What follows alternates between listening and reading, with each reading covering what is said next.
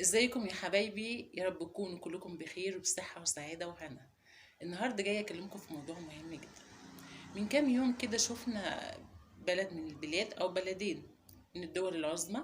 ابتدوا ينكسوا الأعلام بتاعتهم ويرفعوا لنا الأعلام الملونة، وأعلنوها صراحة إننا بلد الملونين أو بلد الخواجات. مش بس كده، لأ كمان دول فرضوا كمان على طلاب المدارس إن هم يتعلموا الشذوذ أو المثالية كمادة أساسية في المدارس، غصب.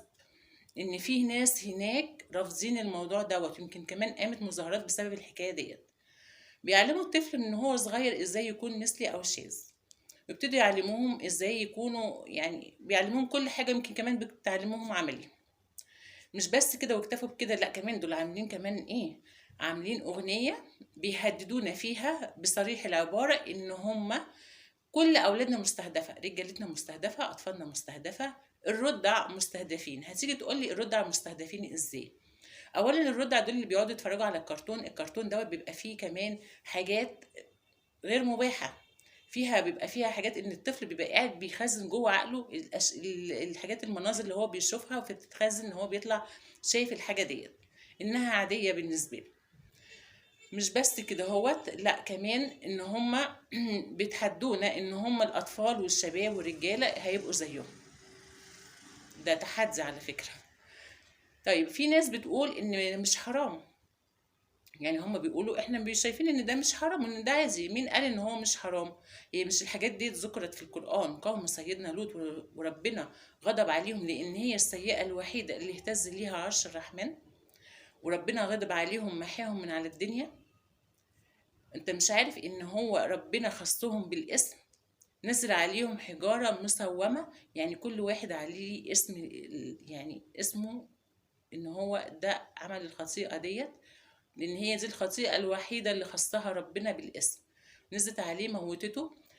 انت عارف ان بيقولوا ان هم ايه، ان احنا ممكن نكون بنصلي وعارفين ربنا وبنصوم وكلام من ده. انت تعرف ان الحجر المسوم دوت فضل متعلق في السماء 40 ليلة لشخص او للناس معينة كانت مسافرة وهم راجعين من السفر. كانوا راجعين منين؟ راجعين من الحج. هتقولي وقتها كان في حج؟ ايوه وقتها كان في حج، لان سيدنا لوط ابن اخوه سيدنا ابراهيم، وكان سيدنا ابراهيم كان اقام القواعد للحج والكعبه، وكانت الناس هناك فعلا بتروح تحج. ففضل الحجر ده متعلق في السماء 40 يوم. لما رجع، طب ما هو رجع هو يعني خلاص خالي من الذنوب وبقى ممحي من الذنوب وربنا غسله من الذنوب، ازاي فضل بقى مستنيه؟ لان هو اصلا ربنا مش راضي عنه، فنزل عليهم الحجر وموتهم. في ناس تانية تقول احنا مش منهم، بس احنا يعني متعاطفين معاهم او احنا معاهم مش عارفة ايه. يا جماعة ده امرأة سيدنا لوط جعلها ربنا من الغابرين، لان هي ما كانتش عملت الخطيئة ديت، لكن كانت بتساعد فيها، ان هي كانت مشجعاهم وكانت موافقة على اللي هما بيعملوه. يبقى ازاي بقى ان انت تتعاطف معاهم؟ هنا التعاطف ما ينفعش، هنا التعاطف مرفوض.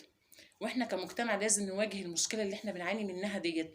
الولد ولد والبنت بنت، ربنا جعل الدنيا خلقها ست ست والراجل راجل، خلق الطبيعه راجل وست، خلق الحيوانات قط وقطه، خلق الحيوانات حمار وحماره. ما شفناش حد خالف الطبيعه، ما شفنا، لان هي الكون كله ربنا خلقه بنظام. ما شفناش القمر قال انا هطلع بالنهار، ما شفناش الشمس قالت هطلع بالليل. سبحان الله، ربنا جعل الكون بميزان، مفيش فيهم حد يعني يبعد عن التاني. بنشوف الشباب بتبقى رجالة وليها شنبات وعضلات وكله، فجأة بتلاقيهم بيتحولوا واحدة واحدة، بتلاقيه شال الشنب وابتدى صوته يتغير، ابتدى يحط ميك اب ويلبس فساتين ويلبس كعب. ده بيتغير من ايه يا جماعة؟ دي حاجات مكتسبة مكتسبة. ربنا خلق البني آدم بطبيعته، هما بيغيروا الطبيعة دي الأهداف ليهم. هما بيطلعوكم من أخلاقكم ومن دينكم، بيطلعوكم من الحاجة اللي ربنا خلقكم عليها، وتبتدوا انتوا بقى تمشوا في الموضوع ده. لان دي انا بعتبرها حالة مكتسبة. لان هي ليه مكتسبة؟ لانك انت اتعودت على حاجة وجربتها، فبالتالي بتبتدي تجربها مرة واثنين وثلاثة، بتعجبك وخلاص بتتعود عليها، زيها زي الادمان بالظبط.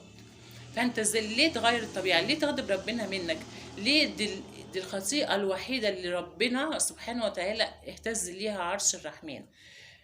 يا جماعة حرام عليكم، انتوا بتطلعوا من الدين ومن من اخلاقكم. الام والاب لازم ياخدوا بالهم من ولادهم. النت ما خلاش، النت بيعلم كل حاجة. يعني هم دلوقتي الاولاد والشباب بيفتحوا النت بيشوفوا حاجات هم عمرهم ما شافوها. بيشوفوا ان كده بقت حاجة عادية، فابتدوا يجربوا، وده بيجرب وده بيجرب وده بيجرب. الموضوع بقى منتشر. بلاش نحط راسنا في الرملة، لا، الموضوع منتشر في جميع البلاد. الموضوع بينتشر بسرعة جدا جدا جدا زي النار في الهشيم.